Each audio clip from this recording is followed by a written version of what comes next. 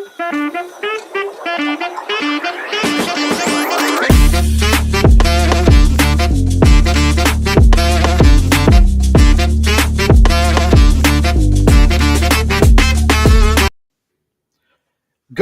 morning or afternoon, everybody. I am Peace Love Music with DeOrganized Media, coming at you live in partnership with Bitcoin Live, decentralized broadcasting. And we have another great show for you today. We are launching the first episode of the Syndicate's AI Deep Dive with Mike Jagdeo. And he's got an awesome panel lined up for you today. I'm going to bring him on right now. And Michael, how are you today? I'm going to bring our friends on as well, but why don't you give the audience a little update as to what we're doing today? How's it going, Peace? You all right? I'm doing awesome, man. I'm psyched about this, man. We just had an awesome show with Landy, and some really cool stuff there. And you got some OGs in the space coming up. Landy's actually sticking around too. I'm great, man. How are you? My friend Quinn, best friend, he says, right side of the bar is the right side of the ground. You finally given him credit for that. I hear you say that a lot. Quinn, my mentor in comedy, he should be here a bit later. But yeah, right side of the bar is right side of the ground. You know, I want to thank you for even thinking about doing this show. Without you, none of this happens. The man who's done more than $140 from D grants than anyone in the history of Bitcoin. It takes a lot. I have a lot of people helping us out too, but yeah, man, I love what's going on in our space. I'm very optimistic about the future of humanity with the people that are in our space building out what we're building, and the tools that are being built out, and the vibe, the soul, the spirit of the people that we're connecting with building these tools out. It's very important, and I'm super bullish on the space. I love what you've been working on, so it was a no-brainer to get you into this medium and providing some content for the people. Now, to kind of transition ourselves in, we've been talking about AI a lot, but you're not exactly a developer. You're more about peace, love, and music than about mutually assured destruction. Is there anything in our discussions that we've experienced kind of made you think about having this as a regular show? Have you noticed the effect it's having on people, and anything that you want us to focus on today or in future shows? So I have been utilizing AI. I have been utilizing AI for a little while myself, and I use Chat GPT. I've been playing around with that since it was made available to play around with. And I've found that that's a huge force multiplier in my productivity.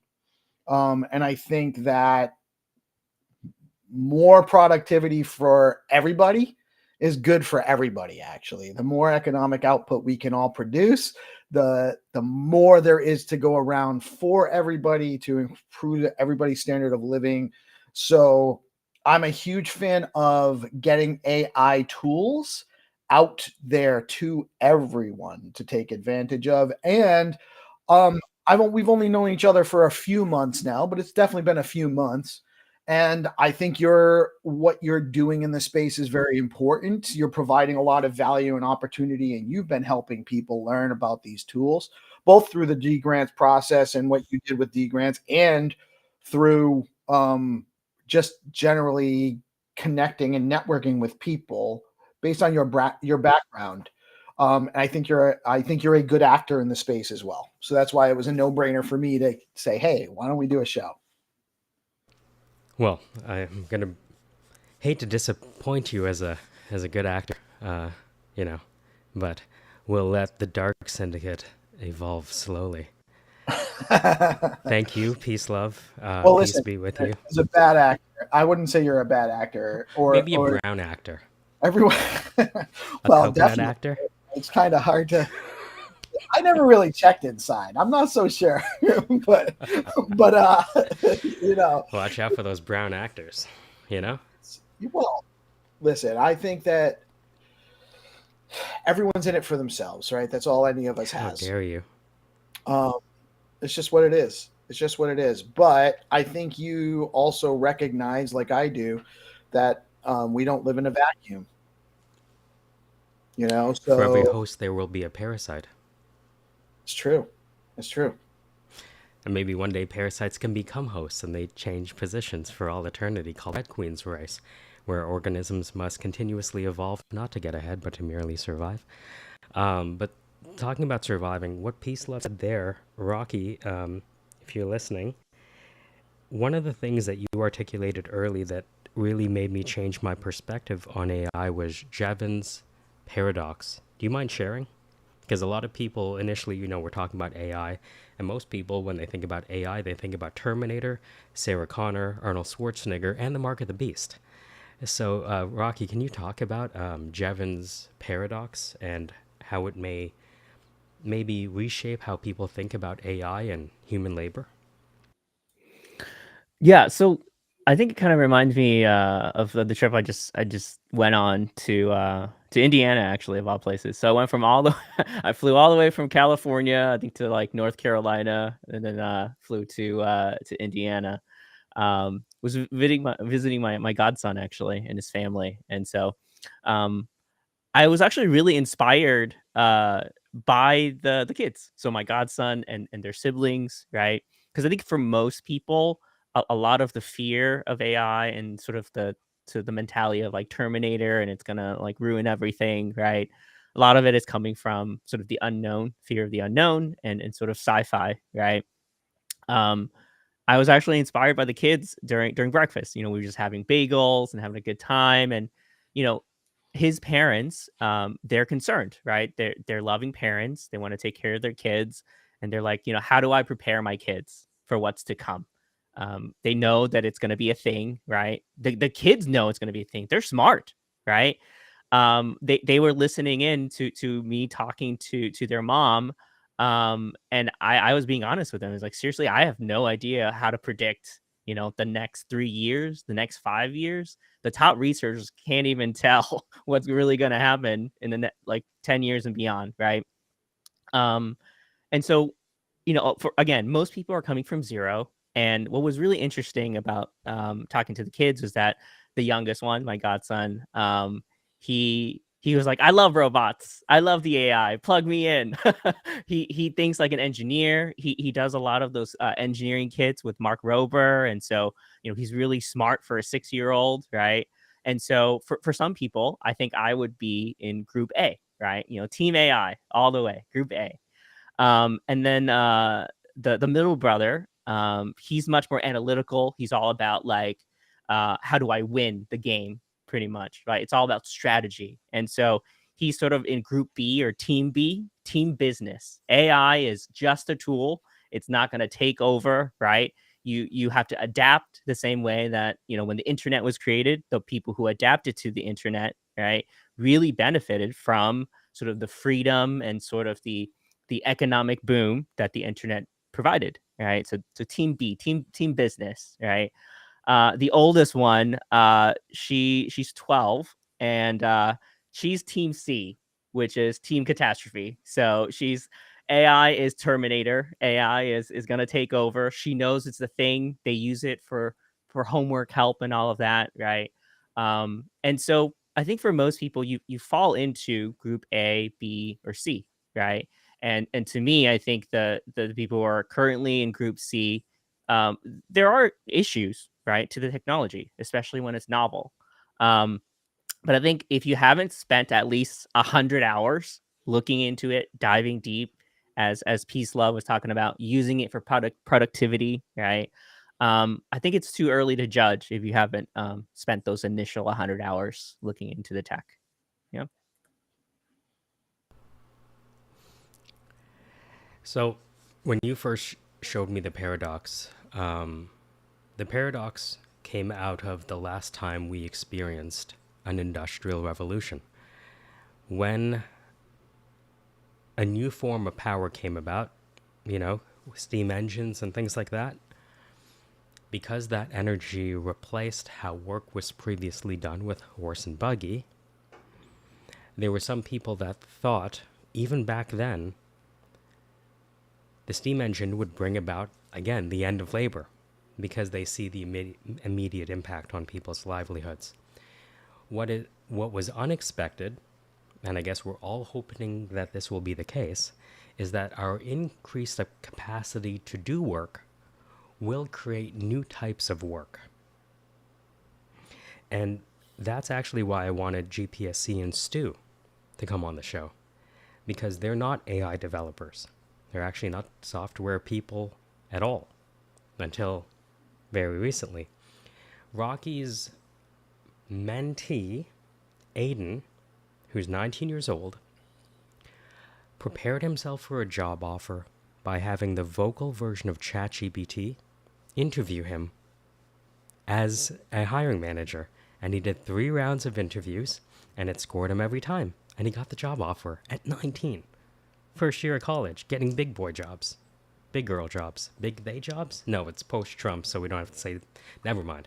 So, what I wanted to hear is from GPSC and Stu. It's not post-Trump, by the way. It's pre-Trump. Is it? Pre-Trump 2 right now. We're in between. Yeah, we're in pre-Trump phase. Watch out. The pre-Trump can end up having a baby. I think that's you got to be careful. We're protected. Yeah. I believe it's going to come from Tulsi Gabbard. Oh, yes. Oh, God. I think that's a digital menage a trois we were talking about earlier.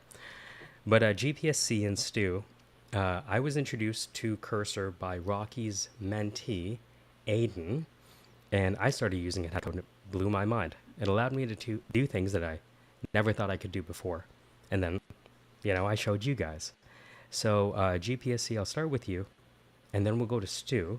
I'd like you to take, maybe 3 to 5 minutes, however you want, and just talk us through who you are, what you're doing, why you're doing it, and how your experience with AI recently changed your opinion on what your capabilities in this difficult field could be. And then coming right up after that, we're going to talk to Rocky and Joshua about the future of AI in film. Go ahead, GPSC. Yeah. Thanks for having me on. I'm GPSC. I'm a creator in the Stacks ecosystem. I'm an artist, and I created the Gigapepe Spaceship Club to help demystify learning about crypto. I'm creating a comic that will help people be entertained while learning about different things within the aspect of blockchain. I work with different communities trying to get visibility on their products and the stuff that they're building. And I also work with other communities to do artwork for their users. Since I started in this space, I've been absolutely astounded by how much collaboration and how many smart people in this ecosystem there are. Everybody is willing to work with each other, and that's kind of my ethos. I want to help people empower themselves and learn new things and get themselves out there. So with the GPSC, I intend to help get their start, getting their artwork on the Stacks blockchain, building on Bitcoin, and also potentially help putting faces to products for different developers. Been really blessed to be here. And to this point, before I learned about AI and what I can do with AI, I've just mainly been focusing on artwork and connecting and making these connections with different people building in the space.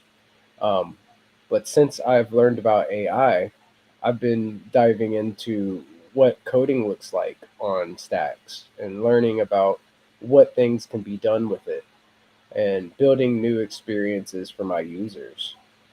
It has been awesome getting to see what AI can do in this space and how it empowers creators to bring their ideas to life. My experience with it over the short period of time that I've been using it, the last couple weeks, it's been awesome and mind-opening. I can see how this can open up doors for creators like myself to really get their ideas to fruition and enhance them. Anybody can be a coder. If I can code with AI and have something work, anybody can do it. So it is really, really going to help people with their ideas and create things that they never thought they were capable of doing.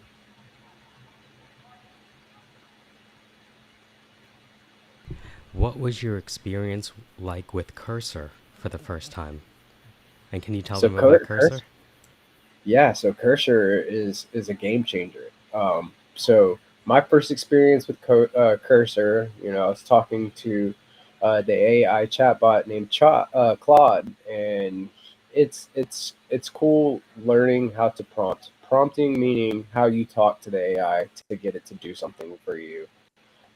It's been awesome. It was a challenge at first, and I'm still learning. I'm still very new to this, but I was able to figure out how to compile some files, some JSON files into a metadata set using Claude, and it was very straightforward. You can talk to Cursor, the AI, and tell it exactly what you need made. The more concise and more clear that you can talk to it, um, the better the output that it gives you. You can take the whole SIP repository for stacks, all the rules for stacks, and use it as a reference when you're talking to Claude, and he will be able to code anything in Clarity for you straight out. So it was very empowering. I felt like it was a big revelation and a piece of my puzzle that was found. The last piece, I feel, that will help me achieve what I'm trying to do. And seeing some of the examples that you showed me of what can be done with AI really, really blew me away. Um, I would say speechless, but there's so many good things to say about it. It really, really made me feel empowered. I think empowered is the word.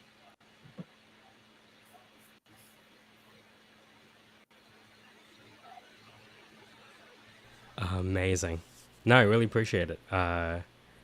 It takes a lot of courage to open up. It takes a lot of courage to even download the application for the first time. Does that make sense? Like, it really does. And we don't really talk about the amount of sheer courage it takes to engage in this arcane art of keyboard jujitsu. Congratulations, you've been cursor pilled. Being cursor pilled. You've been cursor pilled. Thank you. Yeah, it's one of those things. Like once you experience it, I think that once others experience what I have, because it is a very it's like mystical almost. Like people are like, oh, AI, I know about it, but I don't know how. Once people are able to see that the barrier for entry is very low with AI, I feel like it'll be a more used tool, a very widely used tool in creation. And I think that uh, with people that have the right mentors in the space guiding them, anything is achievable. Just getting it set up is the first step, and it might be a little intimidating, but once you're through that first step, it really, really isn't as difficult as you would imagine.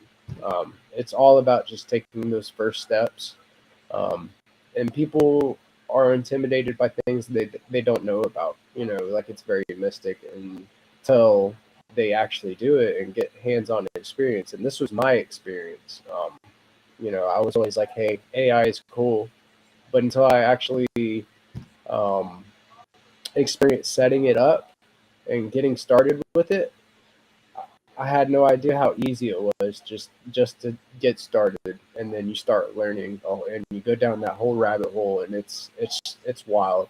It really is. Amazing. Actually segues well because as we were interacting and showing you cursor, I also cursor pilled Digital Stew, we're calling him now. And over the past week, it's funny, Aiden's working on something special, Rocky's mentee, and Stu got inspired, and Stu went from an Irish potato farmer to a game developer. Can you imagine? Some dude in his overalls, he's never seen, anything but fries and mashed potatoes before in his life. Somehow he's lasted this long just on potatoes.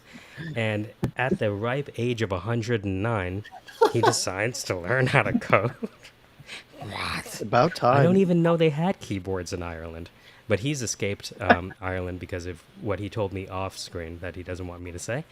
But Stu, what's your experience been like coding and leaving behind the potato pastures of yore and walking into the fourth industrial revolution?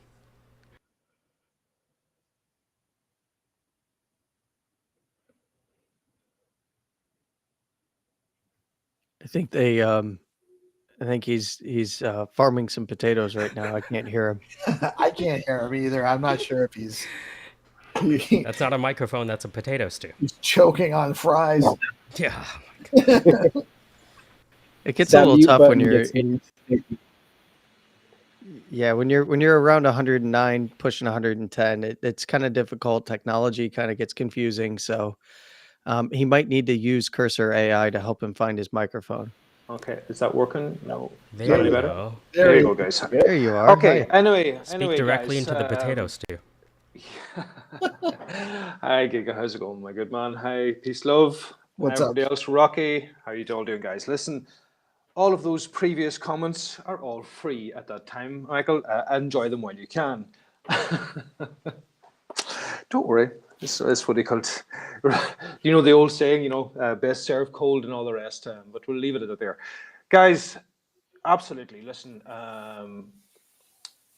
watching the whole thing evolving with AI and whatever, I've never been really much into AI, to be honest with you. I didn't get in at the start, as you mentioned, peace, love, and quite new to it all, and dabbled in and out of it.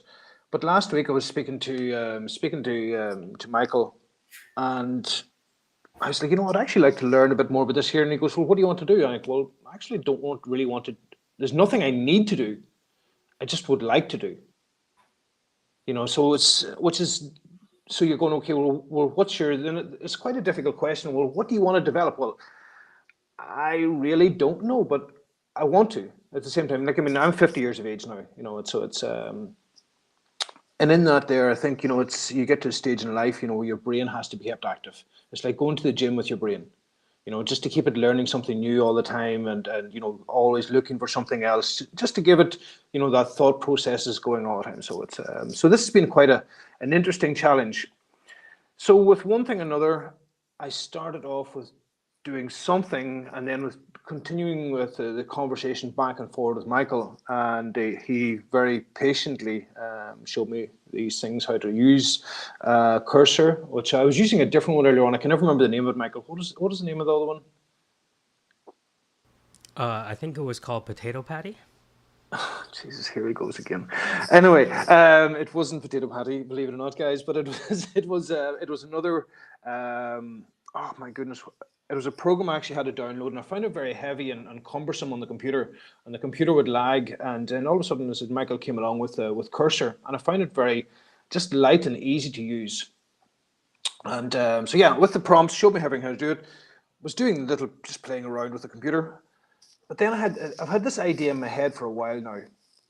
Now, guys, on Spaces, how many people can you actually honestly answer me this question?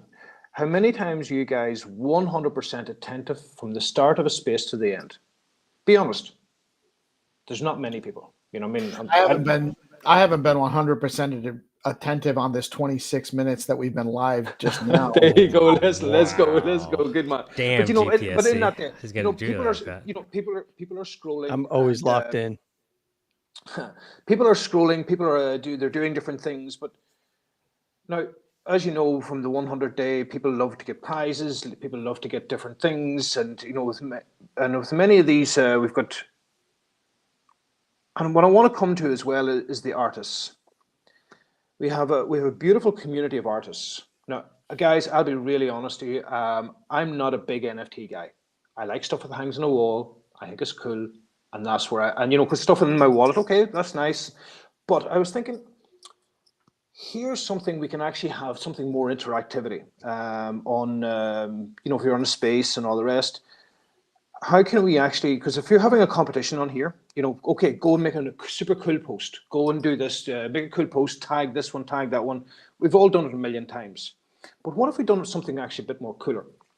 So what I've designed now, a game that we've probably all had, the plastic one from a child, the sliders. Remember the slider game? There's 16 numbers and there's only 15 and you have to put them all into place and blah, blah, blah. So what I've designed now is this game.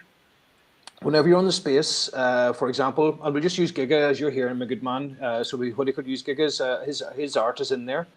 You go in, it's jumbled, but guess what? You've got a timer which will either go up or down. We haven't decided yet. We're thinking maybe if we'll keep the stress up, we'll maybe get to go down. If we want to have it more of a Zen space, we'll go to going up.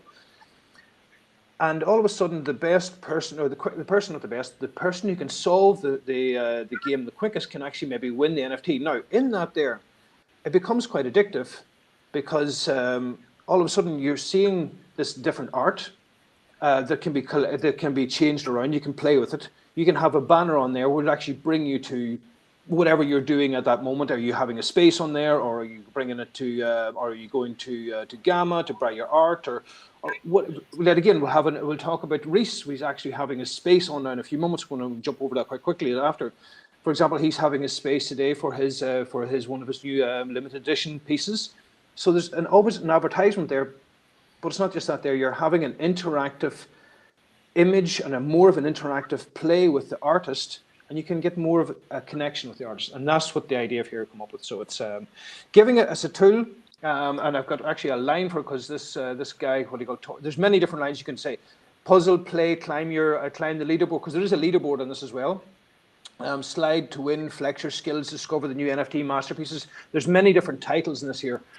But the idea is, guys, as I said, you NFT artists, you are talented guys. And I think the unfortunate thing often is, the art there, you go and create it and it be beautifully hidden away in these wallets.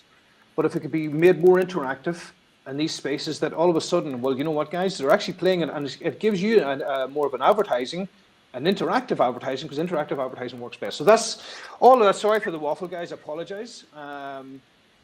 That's what I've come up with. It's been fun. I'm still working on it at the moment. There's lots of more things to do. And once it's once it's ready, I'll be handing it over to Michael, and then he'll do whatever he has to do with it.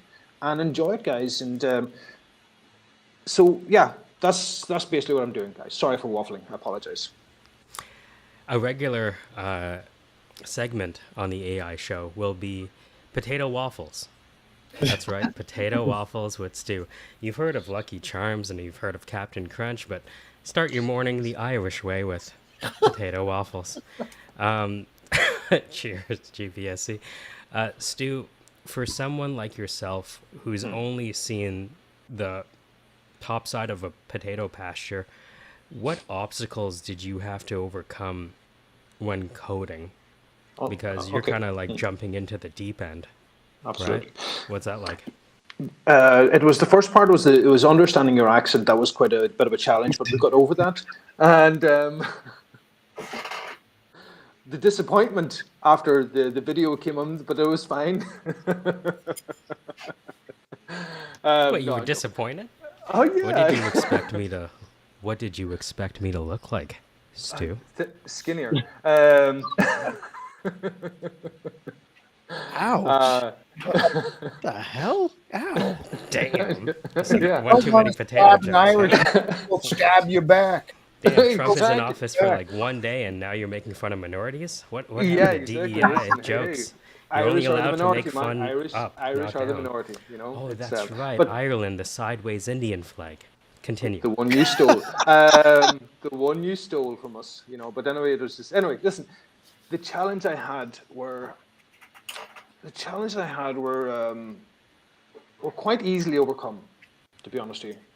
And why was that? Because I actually went back to Michael. I said, "Listen, Michael, I've got this idea in my head. Here, I'm going to give it to you." And he's going. And as the more I'm giving this to him, he's going, "Well, okay. Now I want you to take all these questions you've had and now go and ask AI, because you're going to ask me to do that there. Why should I do that for you when you can do the exact same thing? And if you don't understand the question, ask AI to explain it to you even more. And that was like, okay, now I got this. Like, I mean, that was it was actually, you know, so you can never be stuck with AI in the sense, like, I mean, but now I was, you know, during whenever you're programming and all this here, sometimes you get into a bit of a merry-go-round, and it's not doing this, and you have to sometimes step back a little bit. But yeah, that was one of the biggest ones at the start. Wanting to be spoon-fed rather than go and learn for myself. And that was, and to be honest, even and as Michael said, like, I mean, and you agree with as well, like, I mean, first of all, you mentioned just go and download the program, go and try it. Well, it's not going to blow up your computer. It's not going to break anything. The one advice I will do to anybody is if you've got something that you like at that moment, make a copy of it, and then go and edit it and do whatever you want to do. If that doesn't go really to plan, well, then go back to the one you made a copy of, and then start again. That's the one advice I'll give to anybody. You know. If you're just joining us, this is the AI show brought to you by DeOrganized Media and Bitcoin Live. You've just been listening to a potato farmer turned game developer, Stu. Now you're looking at someone who has a potato head, ostensibly. You know, coconut head, potato head, both could apply.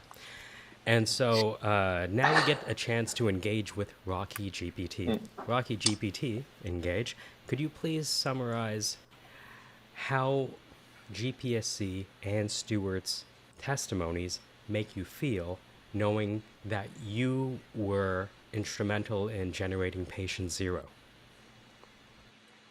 This is Rocky GPT. I don't have feelings because I'm a robot. So, but if I did have feelings, I think it's really cool, right? I think in the beginning of the year, like 6 months ago, you know, we saw a couple of demos from companies like Devin and, you know, GitHub Copilot was pretty early on, and people tried it out, especially a lot of my software engineering friends.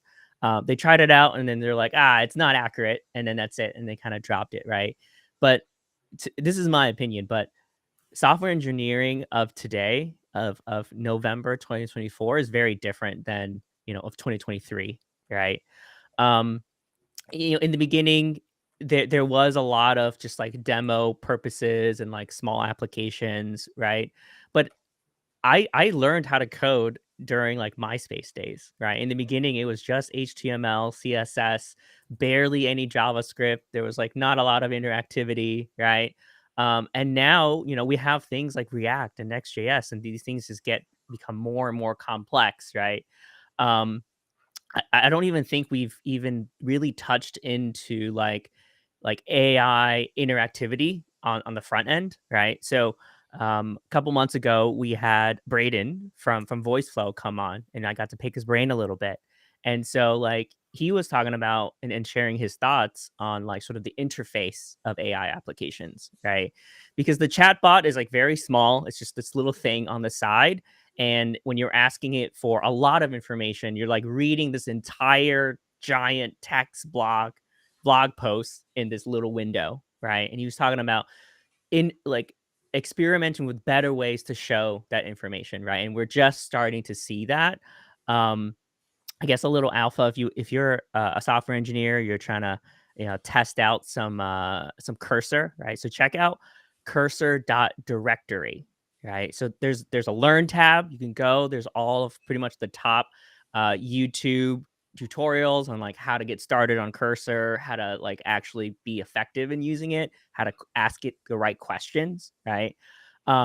There's also like pre-made like mega prompts that other people have put in, right? So maybe you're working on a website for your art project. You're working on a website for your new blockchain app, right? Or AI app, right? That's a great place to get started.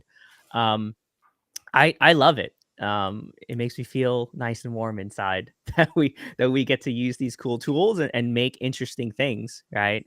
I think there will always be people who view programming as more of an art and less of a, you know, team business, right? Some people are going to be all business, like we're just going to use this for coding to spit stuff out, do things for clients. But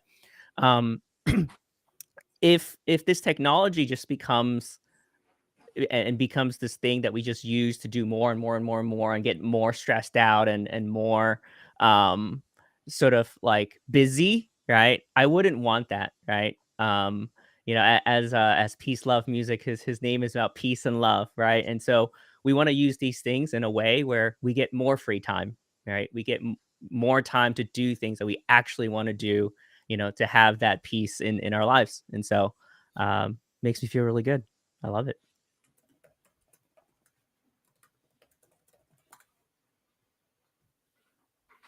Amazing.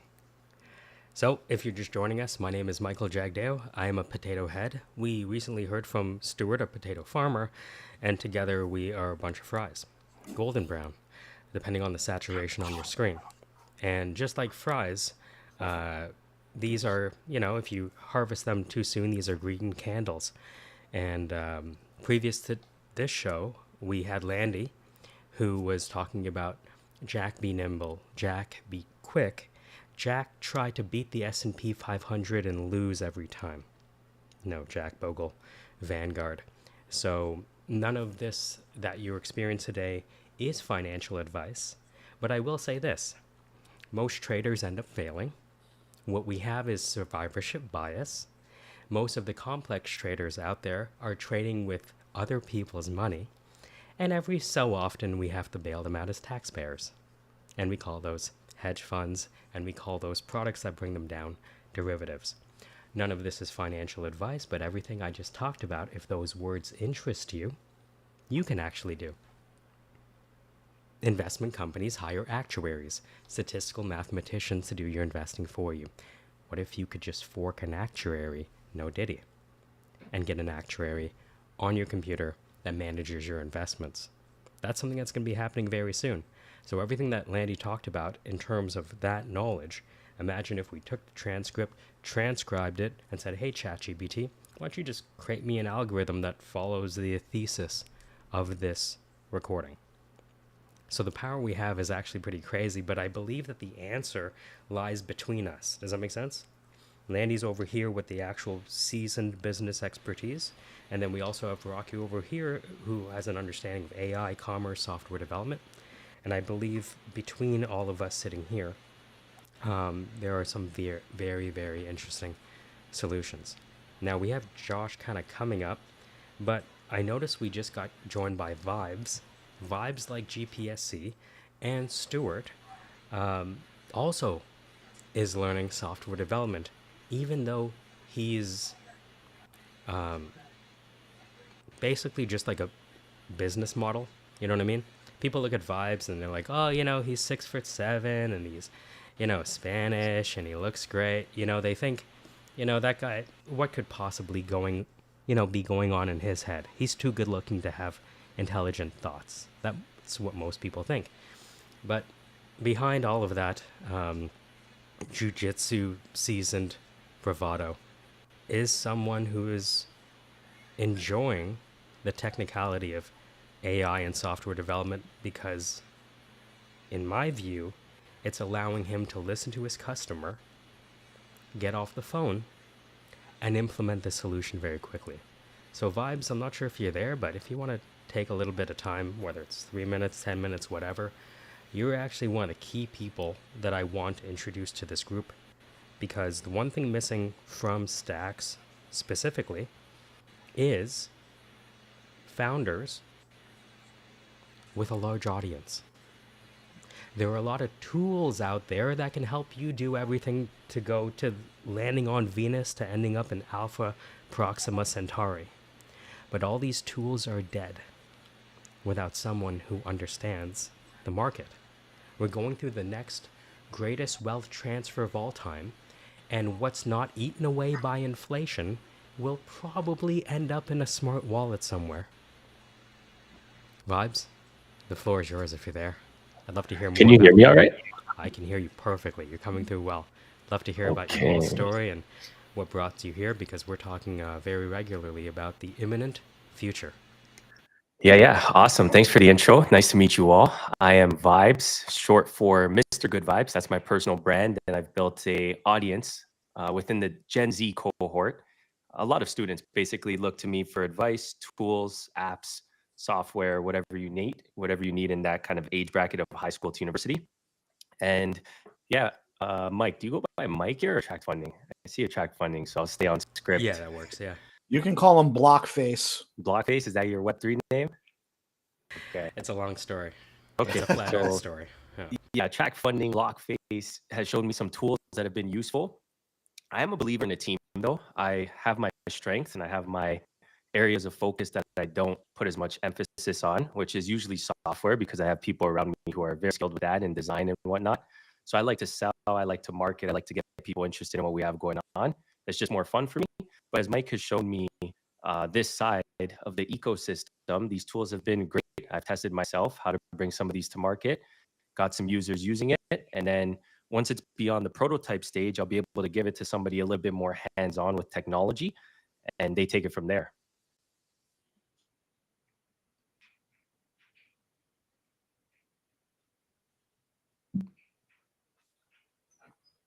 Michael, are you talking? I You're muted, apologize. buddy. My bad. There you go. Vibes, we've been talking a lot over the past 2 weeks, right? About what the future of the ecosystem is. Open floor, how much do you want to share about your vision for the future? There is a lot. Where do you want to start? You know our ecosystem quite well. These are strangers to me, so I don't want to step on toes. I'm going to just enter in the convo. Well, I hope we step on some toes. Web3. With someone with, 100 million views, an app that is being top 10 in the App Store for teens, 4 million likes on TikTok. Do you think about Web3 at all? Do you think about Bitcoin or Ethereum or Solana? What's the future? You're 25, right? Everyone else on this call, their fucking life is over, right? But you still have a chance, right? And so, you know what I mean? Like, right? But you still have a chance. So how do you think about, as someone who's built a business in Web 2, massive audience, does Web 3 at all come to mind? Yeah, how are you thinking about it? I have a unique perspective, I would say, because I've made some investments on the side. I made the majority of my money starting my companies through investing first, and I have an investor perspective, and I use, I guess, that lens as I operate these businesses. Most founders kind of who are visionaries will have a lens of anything's possible, and that's great, right? But when you could back it with a Wall Street kind of lens where you're like, okay, we have to drive shareholder results. We got to keep it simple, got to monetize this is the system. It helps you build a real operation. And with that lens, I've been able to look at this Web3 space practically, and I've made my own investments, but my ecosystem, the Gen Z audience, they've told me, trending meme coins. They told me what I should get in on, blah, blah, blah. So I think I have one of those scenarios where we're leveraging what we've built in Web 2, but we're going to transition into some sort of infrastructure in Web 3, because I think that's where our generation is going, the Gen Z audience. And we have to get there before it's mainstream, so to speak. We already see that happening in the market, but you know how it goes. So in all of the shows that we've had, we haven't talked about the Gen Z audience. There's a lot of parents here in the room, GPSC is like a grandparent, and so for the parents in the room, what are their children experiencing? Because they're experiencing a financial literacy in the wild right now, aren't they? And I think it's happening right below the parents' noses. Yeah. What do you want me to answer? How are the students that you're in contact parsing this new world of finance? I think some of them have, to be quite honest, some of them have degenerate personalities. I won't lie. I mean, some of them are like, I don't want to rat anybody out, but they figure out ways to invest. And sometimes it's gambling. It's not really investing. So I'll be careful. And I tell them this all the time, right? But it doesn't stop anybody. I just have to put a fair warning out there. And I don't know. I think I would try and educate them on, like, for example, I'm practical. I have my blue chip, so to speak, crypto investments, Bitcoin, Ethereum, you name it. But then I have the ones where I can afford to lose a little bit of money on Pepe coin, Dogecoin, whatever you call it. And I made good money on Dogecoin, but I don't sit here and pretend like I predicted the future because I got in on a meme coin. I know some of these could go to absolutely zero, but I just look at the culture. I look at what people are paying attention to. I made a couple good bets. The audience kind of speaks to me and I listen. A lot of people, I think the best investors are able to be good listeners. It's something I've noticed. And I just listen to what people are paying attention to. I actually, at the end of the night, I go on my Twitter or X and I'll literally type in some of these keywords and I'll just scroll. I'll scroll through comments, I'll scroll through posts, videos, see what's trending, and I do my research. But this younger audience, I think they just talk to each other in the hallways and they'll say, okay, if my buddy's talking about it, I'm going to go invest in it, but they don't have as much disposable income, which is why it's a little bit risky. So I try to warn them of like, only invest what you can afford to lose. I think that's standard practice, but some of them get excited. So I don't have a perfect answer here. I don't want to sit and pretend like I have a perfect answer, but just gotta be careful. The reason I ask is because I believe that we are experiencing the greatest wealth transfer of all time. Most of it is going to be inflated away to zero. And furthermore, this greatest wealth transfer is going to end up into a smart wallet. Are the nouveau riche, Gen Z, are they ready to manage the inherited greatest wealth transfer of all time? And if not, what do you think is required? Because you're in front of a massive opportunity. You've spent 10 years developing millions of likes and 100 million impressions and top 10 downloads. And so you really have an opportunity to transform financial literacy during a time when the fundamental currency is evolving.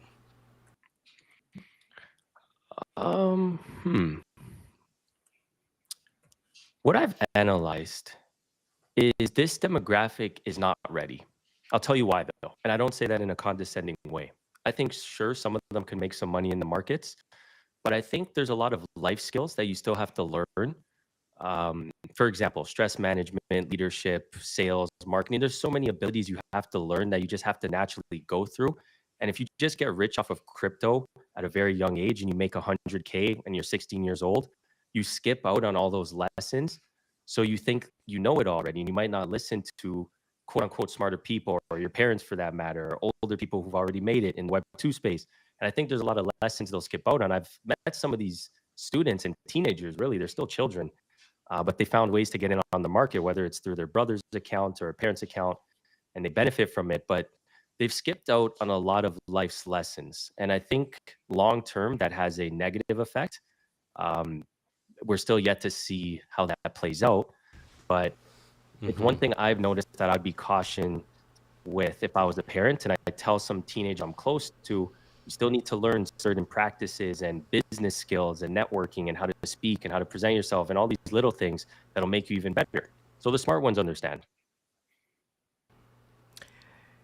If you inherit $1 million, you better become a millionaire quick. I heard someone say. Yeah, I actually have I have a little bit of input on this as it relates to some of the younger people, because outside of what you guys see here on X and in various spaces, events, and live streams and stuff like that, you know, my the backbone of the financial business that I started out in before getting into traditional markets and market making and that kind of stuff actually revolved around getting younger folks to understand trusts and business trusts, as well as trusts, wills, and powers of attorney and stuff like that. So when a lot of new money is being made by a lot younger people, they tend to not understand how to protect that and how to keep it. And moreover, outside of the financial literacy portion, they don't understand what it means for the future, how to tax expedite things. And I'm wondering, from what I've heard from Vibes here, do you have any of those kinds of conversations as well? Because it sounds like you're very business focused. Do you have those types of conversations with young people? I don't. I leave that to certain experts in the, I guess, syndicate, we call it, who speak to all those kinds of things. I have my personal accountants who handle my books. I'm one of those guys, man. I have strengths, I have weaknesses. I don't try and speak on things I don't know fully, and I don't want to pretend like I do. All As right, all opposed to right. me, which just makes up stuff as it go along, and hopefully the words have enough syllables that we trick people into trusting us. Oh, sorry, welcome back to the show. I apologize. Continue, Landy. I was just gonna say, one of the most important things that I've through some of my family still owns essentially we own a uh, a trust firm essentially. That's kind of what we focus on now is helping people put their assets into trust, and that is one of the big things that we're now in a massive push and starting to push into TikTok and X and other avenues like Facebook and Instagram and stuff like that, where we are trying to attract some of these younger folks, especially as we are continuing with this bull market in traditional markets and in crypto, that they need to start thinking about ways in which they can protect their capital now that they have it. Because what happens when you're young and you run into a ton of money? Well, typically that money gets spent on all of these wonderful things that we like: cars, houses, friends, family. People often, when you make it big, if you're the one that makes it big, typically what happens to especially younger people is family and friends around them think that they made it big too. So, how do you go about protecting yourself? How do you go about ensuring that this capital will be accessible to you and anyone else related to you that you choose in the future? And that's where kind of Mm-hmm. and tax expediting things through trusts. That's the big thing, because a lot make a lot of money and then they pay a lot in Mm-hmm. taxes and they might not be expecting that. So So I think it's a big topic. there's something you brought up there. You mentioned that the professionals on your side, let's call it the Wall Street side, are looking for strategies to introduce financial services when the time is ready to Gen Z. Vibes, how have you generated an audience of Gen Z? Because that's not really easy for 99.9% of brands out there to do that, because they shift so much and their preferences change. How have you approached marketing to Gen Z such that you developed the top 10 app in the App Store for, getting jobs, the TikToks, everything you're doing on Instagram? How are you cracking that nut, let's say? I speak very confidently on things I know. The way I just answered the last question I received is the baseline of how I've grown an audience. I don't try to pretend I know stuff I don't, because there's a lot of people I could pick up the phone and call and they'll know an answer to something, right? But so I stay in my lane, and my lane has obviously evolved since I first started on this journey. But my audience senses that. So when I make a recommendation, when I tell them something's good for them, they know that it's actually sincere, it's authentic, and I'm not BSing anybody. I actually tell them when I'm selling certain shares and stuff I've recommended, and I'm up 50%. And, like I just keep it honest, transparent. Nobody's ever been screwed over. And that helps. And brand equity, I look at building a community, because I think that's the only moat we have nowadays. You just spent an hour talking about Cursor and AI tools, and your everyday Joe's going to be able to create an AI app within like a year from now, maybe sooner. And when we look at that, the only thing that really matters is your sales process, distribution, your community, right? All of these things that many people have ignored when we talk about product market fit versus brand market fit. And for me, I looked at this young audience and said, well, how can we be useful first and foremost? Because every other streamer in my game, if we want to look at Twitch streamers, and I'm not talking down on anybody, once again, everyone's doing their thing. I respect everybody's game. But if we look at the generic influencer, they're not really providing value. It's just entertainment. So with our approach, I said, well, we don't want to just provide entertainment. We could be entertaining, throw a chair off the roof, get 50 million views. What does that do for anybody?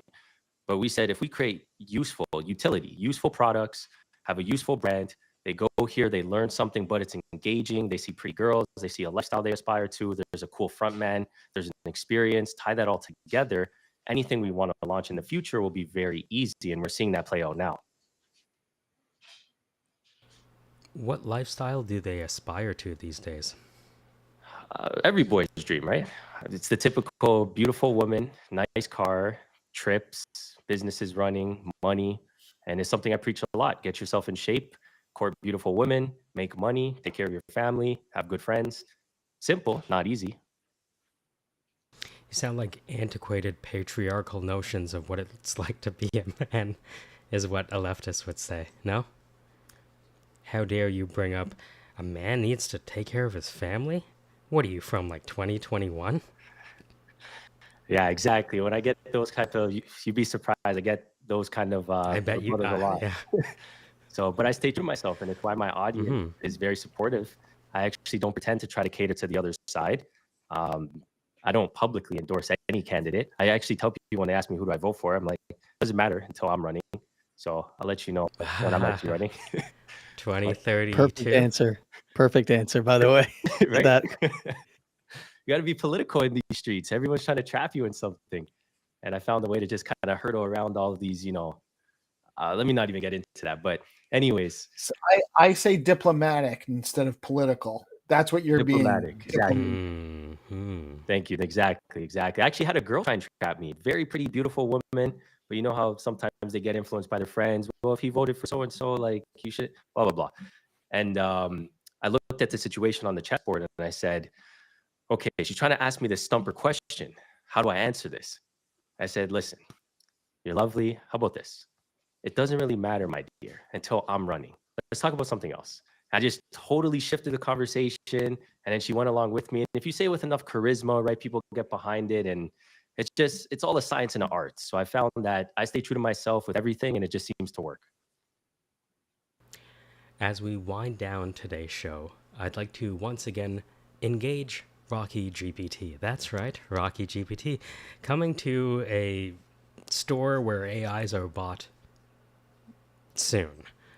Rocky, as we wind down, do you mind walking us through what happened and how everything's making you feel and what you're personally focusing on next? We've talked to a lot of beginners with AI. You're a fancy California guy, you know what I mean? Doing California tech, Silicon Valley type things. If you could summarize what you felt from today's testimonies, and also for the nerds out there, where's all this really heading? Yeah, I think we're on the right path, right? I think we're on the right track. I think we're using the right tools and testing things out, because tomorrow there might be a better cursor, right, with a different name. And so, I would try out the tools, right, but never like really lock yourself into any kind of ecosystem. They're all apps and tools at the end of the day, right? And so I for just me, bought a year. yeah. No, I'm just kidding. I think for me, I just want to remain open, right?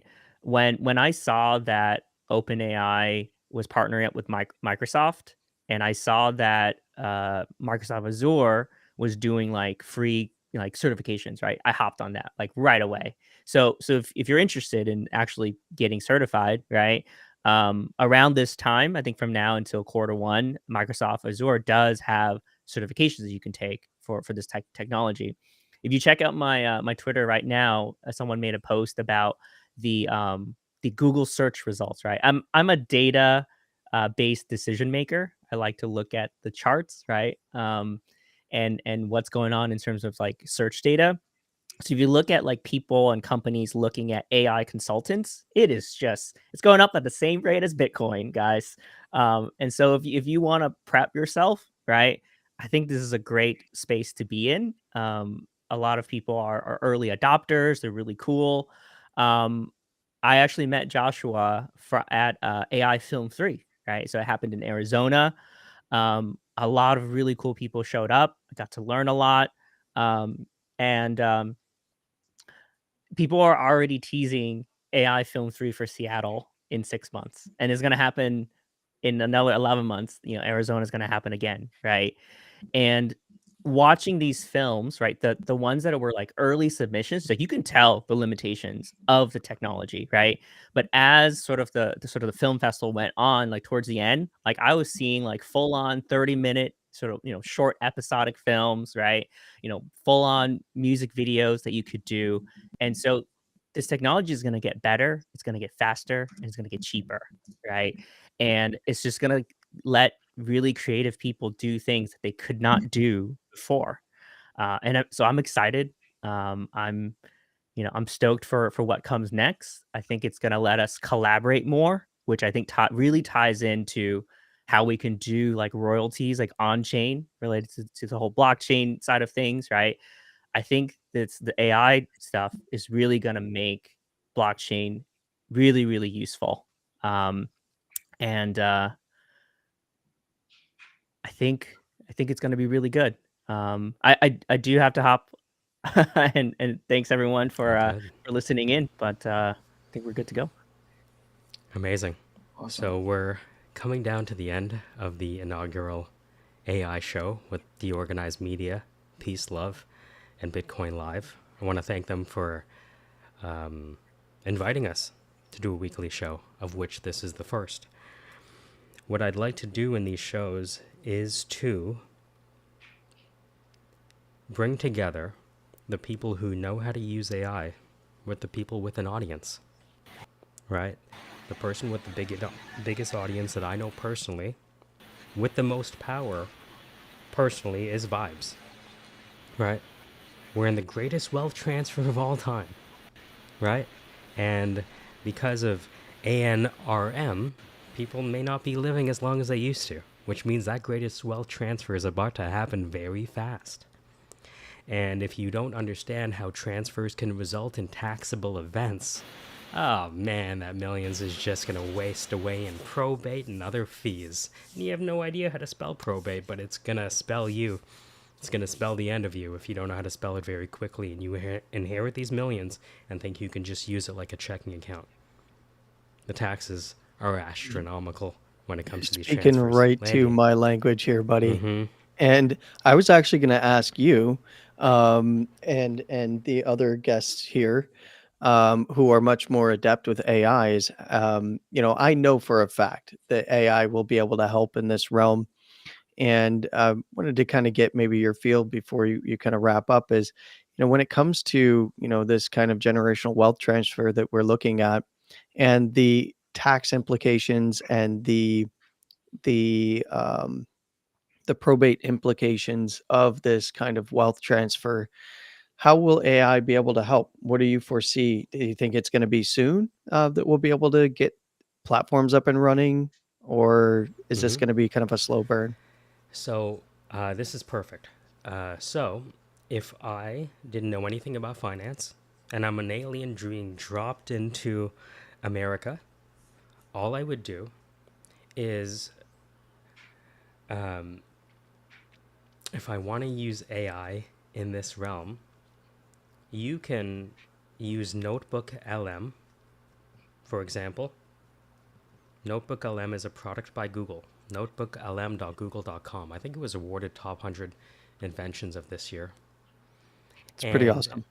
If you just drag in YouTube videos or PDFs, it will not only learn the information, but also give you answers for free, because it's a Google product, with sources.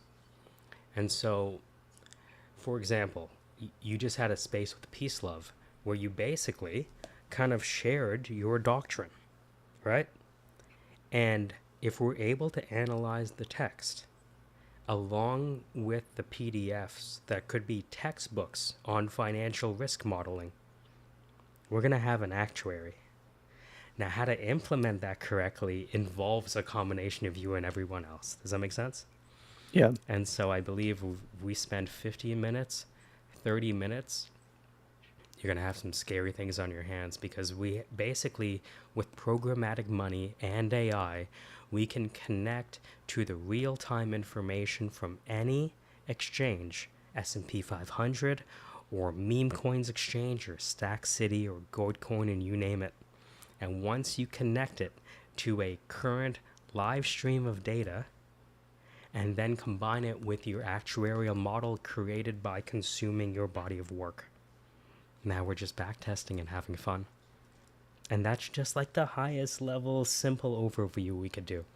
But people like Awesome. Rocky and stuff like that, I know with Rocky's understanding of, how the technology works and block times and things like that, but with your seasoned expertise, companies like this are going to be invented like overnight. That's awesome. Yeah, I mean, that's what I'm looking forward to. I've had a few people approach me actually in various ecosystems for AI that I want me to bet. train Yeah. their AI Who doesn't want to in copy my system. Landy's trades? Come on. All right? Well, That's it's a service. because we do back testing. I do back testing. I have entire algorithms that do back testing, but it's not AI, right? So you have to have that particular back testing program. You have to, have a subscription to TradingView. You have to own the program that's going to go through, or the indicator that has the back testing model built in. And then you also have to be able to interpret it. You have to be able to logically go, okay, well, this needs to be adjusted because this would improve it, or something like that. And that's where I've been approached by people who are heavily into AI and asked me to help them. But because I don't fully understand what it is and which ways that I could help, I've been a little bit reluctant. That's why I'm old now. I'm a little bit slow these days. So that's where stuff like this is really important to me, is figuring out what you guys are doing. And then also people like Vibes, because he's in, right? When you're in with the target audience that I'm trying to get to as a family business, outside of the markets, but tailored to create products that are going to help people keep their wealth. That's actually something that I'm super interested in. So really, really enjoyable space. Thanks for everybody coming on and talking about what you're working on. So just to kind of end that off, I want to show you something very briefly. This is something I've muted everything to do with the election and everything to do with anything that people are fighting on. So all I see is code updates. This is the GitHub for Morgan Stanley. I've noticed that Morgan Stanley and JP Morgan have started releasing some of their code, including all of their kind of Python actuaries. And so this is something else I kind of want to walk you through, which is how much code has JP Morgan and the rest of them just released onto the market? It's amazing what they're releasing right now. Yeah, I'm actually familiar with this stuff. Yeah, for the algorithms that are being run. We run a proprietary one in our financial firm as well, that was developed in conjunction with Morgan Stanley and a few others. So there's a lot that utilize this stuff and actually license it. So it's nice to see that it's becoming open source. It's a wild world. So it is now 1:41. Before we end off, any questions, comments, violent disagreements, anything you noticed today, anything you'd like for us to do more in the future? In future shows, now that we've done this first one, we're going to have some periodic kind of AI tutorials that we have, showing you how to use Cursor, showing you how to clone voices, showing you how to make pictures of you dance using Amapiano videos from TikTok using Viggle. It's all of it at the same time. But again, DeOrganized Media, Bitcoin Live, peace be with you with Peace Love Music. I'm going to let you end off, Peace, because without you, the show wouldn't even exist. I hope we live without a lot of us, expectations. without all of us. It takes all of us to be here, but I appreciate you saying that, Mike. And yeah, I think this is great. I think you're bringing great content.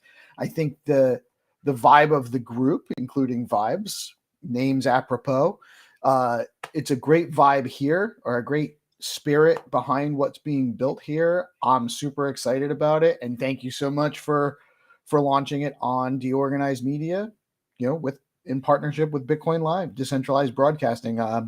Super excited about it, and I'm looking forward to next week's episode very much. And thank you to all of our guests for participating. It's been a great show, great panel. Rocky, Landy, GPSC Vibes, all love. I really appreciate it. You made this show special. Season 0, episode 0. Rock on, rock on. All right, I'm gonna drop you guys out and just take the music. Run the outro. Not super professional telling people that that's what I'm going to do, but that's what I do. I like it. It's DeOrganized through and through. It's DeOrganized. We're still figuring it all out, but you all have a blessed day. Thank you guys for showing up. Thank you for coming on. Thank you, Michael, for all the great stuff. GPSC, Landy, great show, Landy. Rocky, Vibes, thank you, man, for coming on. Good to meet you all. Slow. Turning people on and off. I am Peace Love Music. This is DeOrganized. We're running shows. Sorry, Vibes. We're running shows. We got new shows all the time. It's not just a morning news show. We're not just spotlighting. We are providing entertainment and educational and informational opportunities for our ecosystem. Thank you, everyone, for tuning in. And y'all have a blessed day. We are Peace. We are DeOrganized Media. And we'll see you tomorrow.